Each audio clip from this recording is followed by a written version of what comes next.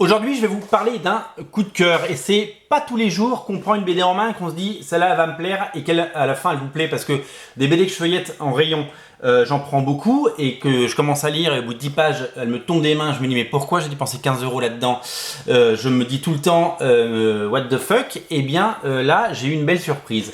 Hier je suis passé en boutique et j'ai vu qu'il y avait une sortie Comics Initiative et donc j'ai fait un quoi de neuf chez Comics Initiative et j'ai pris quelques minutes avant pour feuilleter la BD. J'ai fait voilà, c'est vachement bien, le dessin est super chouette, ça a l'air cool, c'est un peu steampunk, ça ressemble un peu à des choses que je peux aimer et donc voilà, je l'ai présenté de façon plutôt neutre comme je le fais dans tous les quoi de neuf, puisque vous savez les émissions quoi de neuf elles sont là pour juste présenter les sorties et j'en ai mis un dans mon sac en disant tiens je vais le lire parce que ça m'intrigue et ça m'intéresse. Je suis attiré visuellement par cette bande dessinée et je pense qu'il y a un truc à faire. Ça s'appelle Paria et donc c'est édité chez Comics Initiative. Alors Comics Initiative vous les connaissez parce qu'ils sont très dynamiques. Ils ont un peu dynamité le paysage de la bande dessinée et du comics, puisque ils répondent aujourd'hui aux besoins d'aujourd'hui en proposant leur titre au tribunal du net, c'est-à-dire sur Ulule où vous avez le choix ou non d'aider à contribuer à l'existence de certains albums. Alors il y a des comics qui viennent des États-Unis, qui sont adaptés, traduits et qui sortent. Il y a des créations comme Foxboy, vous connaissez Foxboy, on attend évidemment très vite la sortie du tome 2 et du tome 3 et le tome 1 on avait même fait une couverture spéciale, ça s'était plutôt bien passé. Et donc ça permet aux projets d'exister, à des projets qui ne seraient pas nés dans des grosses boîtes, des comics qui seraient passés sous le radar, des bandes dessinées que personne n'aurait vues ou à qui personne n'aurait donné sa chance. Vous le savez, le financement participatif permet avec moins de lecteurs de gagner plus d'argent pour les auteurs et les éditeurs et surtout d'exister, parce que quand on sort une BD à travers un circuit traditionnel avec donc des libraires comme nous, avec évidemment de la distribution, de la diffusion, des commerciaux, des camions et toute la logistique qui va derrière, eh bien l'éditeur à la fin se retrouve avec une toute petite part des revenus et les auteurs sont en bout de chaîne et les auteurs qui ont contribué à faire naître un projet sont souvent très mal rémunérés, surtout pour des premières œuvres ou surtout pour des objets ou des albums plus exigeants et peut-être moins grand public et qui répondent moins aux critères de ce qui marche en librairie ou dans les magasins culturels ou dans les grandes surfaces où vous le savez tout est assez balisé. Donc plutôt que essayer d'aller chercher 20 000 lecteurs pour espérer gagner un peu d'argent, c'est compliqué d'aller chercher 20 000 lecteurs, je veux dire, il y a très peu qui y arrivent, et bien de temps en temps il suffit d'entre 500 ou 1000 lecteurs pour faire des achats en direct pour pouvoir rendre des projets possibles. Je suis les projets que peuvent faire Comics Initiative. D'abord, on propose évidemment dans le lien dans le descriptif de la vidéo l'ensemble des parutions de Comics Initiative. J'ai par exemple contribué dernièrement à l'album, vous le savez, de Brian Bolland, les strips de Brian Bolland. Foxboy, on a fait un partenariat, on l'a dit, et j'espère qu'il y en aura plein d'autres parce qu'on adore travailler avec Comics Initiative. Et j'étais un peu passé à côté de celui-là. Je dois vous l'avouer, j'étais complètement passé à côté du radar parce que j'ai tendance d'abord, mon œil va d'abord vers les comics. Et donc là on n'est pas sur un comics, on est sur une bande dessinée traditionnelle franco-belge et française, made in France, voilà, et donc du coup j'étais moins attiré, et puis j'étais moins attiré par le nom. Vous savez, quand vous entendez Brian Bolland ou Alan Moore, ou quand vous entendez aujourd'hui Laurent Lefebvre qui est très connu, Foxboy, et bien on est tout de suite attiré, on se dit ah c'est cool, mais Paria, j'en avais pas du tout entendu parler, et du coup je dois avouer, et c'est ma faute, et parce que peut-être que je suis pas assez curieux, mais peut-être que je manque un peu de temps aussi, parce que vous savez, je ne manque pas d'activité, j'étais complètement passé à côté. Et j'ai failli passer à côté d'une bande dessinée absolument géniale. J'ai pris ça en main hier, pour rentrer chez moi, j'ai 40 minutes de train et je l'ai absolument dévoré. Dévoré. Et c'était absolument incroyable de découvrir cette bande dessinée. Paria, c'est le surnom de ces 5 personnages que vous voyez à l'écran, qui sont 5 individus qui ont tous une faculté, un pouvoir. Donc on est un petit peu dans ce monde des gens qui ont des pouvoirs. Donc on est évidemment autour de, ça fait penser évidemment aux mutants, aux X-Men, X-Men, et ça fait penser à plein de séries comme Umbrella Academy, tout ce qu'on peut voir sur nos écrans actuellement. Ils sont kidnappés, ils sont enlevés par une sorte de savant fou, aux moyens illimités, vous allez le découvrir. Et ils sont capturés, ils sont mis à nu, hein, clairement, ils sont tout nus. Ils vont être un petit peu, on va essayer de les briser, et puis pour en faire un petit peu une arme, et c'est un peu le but, qu'ils soient malléables et qu'ils aillent remplir des missions. Voilà le savant fou dont je vous parlais. Il est dans une chaise roulante, il fait un petit peu penser, je sais pas si c'est voulu, vous savez, dans l'étrange Noël de Monsieur Jack, il y a un peu le même personnage. Et donc ces personnages vont devoir, d'abord ils ne se connaissent pas les 5, ils vont devoir collaborer, ils vont devoir pour s'en sortir, parce qu'ils sont un petit peu obligés d'aller en mission s'ils veulent évidemment espérer sortir, ou espérer s'échapper, ou espérer un monde meilleur.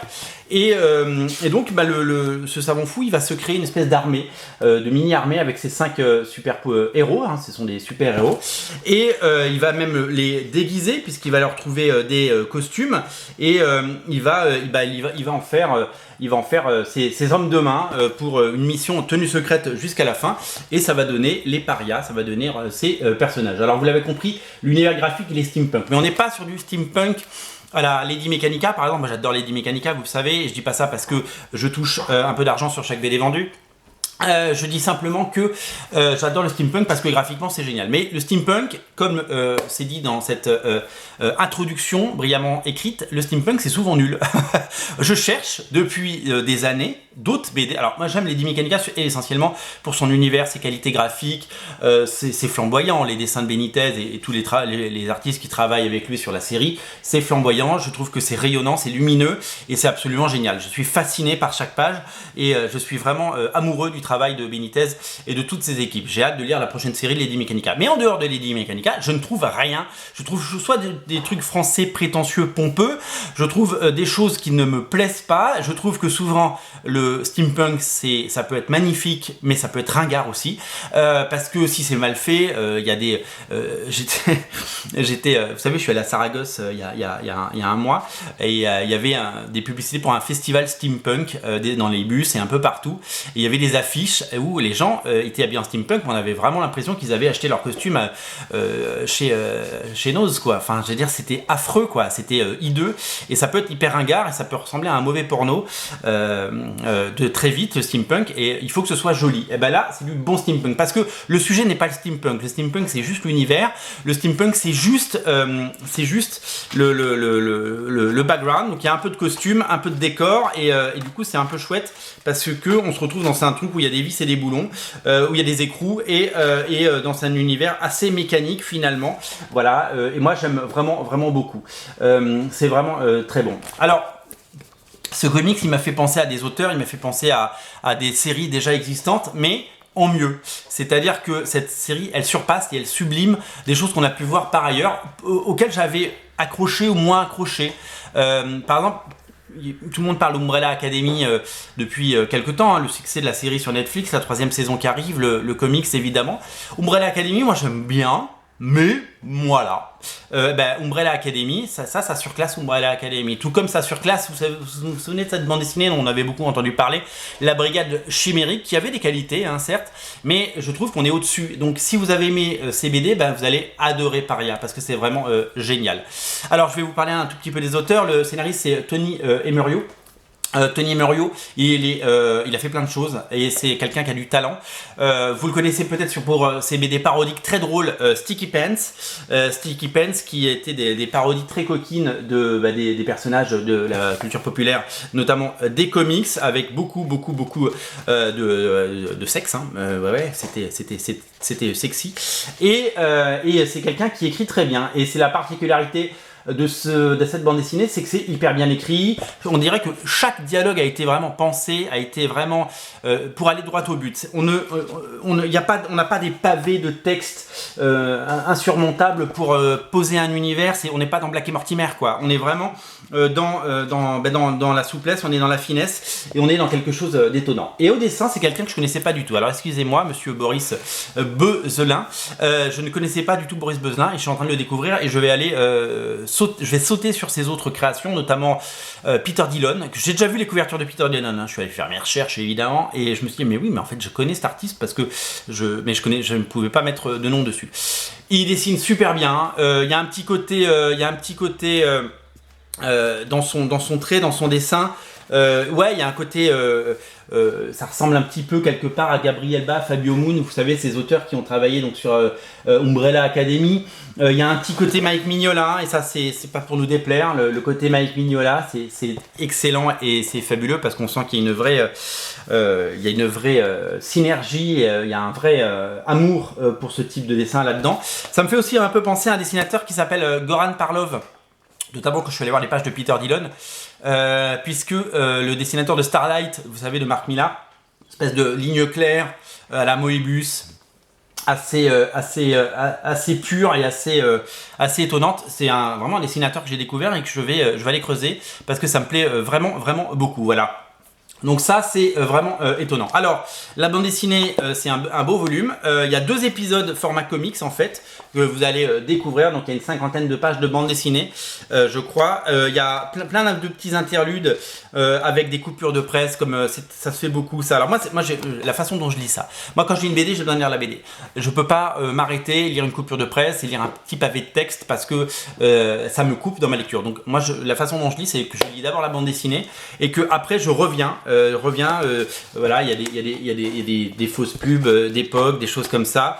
Je vais essayer de vous trouver une transition entre les chapitres. Il y a toujours des transitions, clac clac, voilà, des titres de faux journaux, etc. Gustave Eiffel, etc. Avec des cartes, avec voilà, il y a un petit l'habillage graphique de cette bande dessinée est parfait. On a même les dossiers de ce Mad Scientist qui évidemment nous révèle des choses sur les personnages et voilà, regardez comme c'est quand même hyper chouette.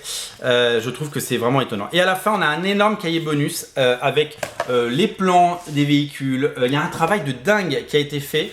Il y a le making of de la BD pour voir comment Boris Bezelin dessine et il y a après une galerie absolument incroyable de couvertures alternatives ou de fan art par des grands noms, Laurent Lefebvre, Jocelyn Billard, Olivier Suppiot, Jess, Damien Geoffroy, TM, Thomas Girard, Cécile Brosseau, Michael Roux, Lionel Marty et Dominique Hennebeau. Voilà, et vous allez découvrir plein de galeries. C'est super complet, c'est un très bel album, vivement le tome 2. Voilà, je m'excuse de n'avoir pas mis le nez avant dans cette bande dessinée. En tout cas, moi j'ai adoré, je l'ai dévoré. Je vous invite à la découvrir. Si vous voulez une bonne BD, lisez Paria, vous allez vous régaler les enfants, vraiment vous allez vous régaler parce que c'est vraiment un gros coup de cœur. Voilà, c'est mon gros coup de cœur de du début de l'été, de cette fin juin. J'ai vraiment adoré et il aurait été dommage de passer à côté de cette bande dessinée. Les auteurs, bravo, big up, pouce en l'air, pouce bleu j'ai envie de dire. Pour les auteurs, si vous voulez venir dans la boutique, l'appel est lancé, venez en dédicace, on vous accueille, on vous mettra une table, on vous mettra des chaises, on vous mettra des boissons et on passera un bon moment et vous pourrez signer des BD parce que j'ai très envie que cette BD cartonne. Voilà, je crois qu'il y a à peu près 500 personnes qui l'ont lu sur Ulule. Maintenant elle est en distribution parce qu'on a pu la voir. Je ne sais pas combien de personnes vont la découvrir. En tout cas, moi je vous invite à le faire parce que j'ai eu un véritable coup de cœur. Voilà, c'est disponible sur originalcomics.fr. Le lien il est dans le descriptif de la vidéo. C'est disponible dans notre boutique au 49 rue La Cépède.